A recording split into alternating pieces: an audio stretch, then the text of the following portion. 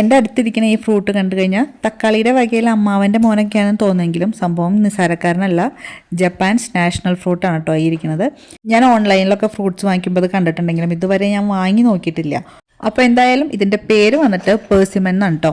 അപ്പോൾ ഇത് ഞാൻ ഇന്ന് ഷോപ്പിൽ പോയി കുറച്ച് ഫ്രൂട്ട്സും വെജിറ്റബിൾസും ഒക്കെ വാങ്ങി. അതിൻ്റെ കൂട്ടത്തിൽ അവിടെ ഇരിക്കുന്നത് കണ്ടപ്പോൾ ഒന്ന് മാത്രം എടുത്തുകൊണ്ട് വന്നാൽ കേട്ടോ. അത് എങ്ങനെയാണ് ടേസ്റ്റ് എന്നൊന്നും അറിയില്ല. കാരണം കൂടുതൽ വാങ്ങിക്കേണ്ട, നമ്മളിനി വാങ്ങിച്ചുകൊണ്ട് വന്നിട്ട് കളയേണ്ടി വന്നാലോ എന്ന് വിചാരിച്ചിട്ടാണ്. ഒരുവിധം വില വയ്ക്കുന്നുണ്ട് ഈ സംഭവത്തിന്.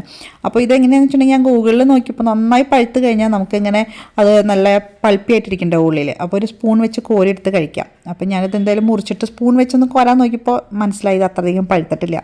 അപ്പോൾ അത് ഞാൻ വെറുതെ ഇങ്ങനെ ഒന്ന് കഴുകി കട്ട് ചെയ്ത് ഇങ്ങനെ കഴിക്കുക ചെയ്തത്. നല്ല ഇങ്ങനെ കറുമുറുന്നിരിക്കുന്ന പാകമായിരുന്നു. അപ്പോൾ അതിന് തന്നെ ഒരു അത്യാവശ്യം മധുരം കേട്ടോ. വെച്ചിട്ടുണ്ടെങ്കിൽ ഓവർ മധുരമൊന്നുമില്ല, പാകത്തിനുള്ള മധുരം. അപ്പോൾ എൻ്റെ മക്കൾക്കൊക്കെ നന്നായി ഇഷ്ടപ്പെട്ടു. മാത്രമല്ല ഹസ്ബൻഡിനൊന്നും അധികം ഫ്രൂട്ട്സ് ഒന്നും വലിയ താല്പര്യമില്ലാത്ത ആളാണ്. ആളവരത് കഴിച്ചു. പിന്നെ ഇതിന് പ്രത്യേകിച്ച് ഒരു സ്മെല്ലൊന്നുമില്ല കേട്ടോ. ചില ഫ്രൂട്ട്സിന് ഉണ്ടാവില്ല, നമ്മൾ കഴിക്കുമ്പോൾ നല്ല ടേസ്റ്റൊക്കെ ആയിരിക്കും, പക്ഷേ അതിൻ്റെ സ്മെല്ല് നമുക്ക് പിടിക്കില്ല. ഇതിന് അങ്ങനത്തെ ഒരു പ്രശ്നമേ ഇല്ല. അപ്പോൾ എന്തായാലും എനിക്ക് നന്നായിട്ട് ഇഷ്ടപ്പെട്ടു. അപ്പോൾ നിങ്ങൾ ഇതുവരെ ഒന്നും ട്രൈ ചെയ്തിട്ടില്ലെങ്കിൽ ഒന്ന് വാങ്ങിച്ച് ട്രൈ ചെയ്ത് നോക്കട്ടെ, നിങ്ങൾക്ക് തീർച്ചയായിട്ടും ഇഷ്ടപ്പെടും. അപ്പോൾ അത് ഒരുവിധം വലിപ്പമുള്ള ഫ്രൂട്ടായിരുന്നു. പിന്നെ എന്തായാലും ഇത് കാണുമ്പോൾ ഇനിയും വാങ്ങിച്ച് നോക്കണം. അപ്പോൾ അത്രയേ ഉള്ളൂ. ബൈ.